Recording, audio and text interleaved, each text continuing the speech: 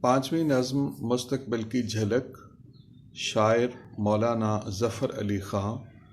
خلاصہ ہے، مستقبل میں نیا عالمی نظام بنے گا، مسلم لہو رنگ لائے گا، فلسطینی عرب بیدار ہوں گے، اسلام غالب اور یہودیت مغلوب ہوگی، موجود ستاروں کے بدلے میں نئے ستارے طلوع ہو کر آسمان کو جگمگا دیں گے، نئے محمود غزنوی اور ارسلان حمایت دین میں اٹھ کھڑے ہوں گے، نئے شاعر تحریک آزادی کو تیز کریں گے، یورپی استعمار کو شکست ہوگی، ایشیائی اقوام آزاد ہوں گی، مسجد اور مندر سب آزاد ہوں گے، برصغیر دارالحرب سے دارالاماں میں بدل جائے گا۔ ہمارا امتحان جاری ہے کہ ہم غلامی چاہتے ہیں یا آزادی۔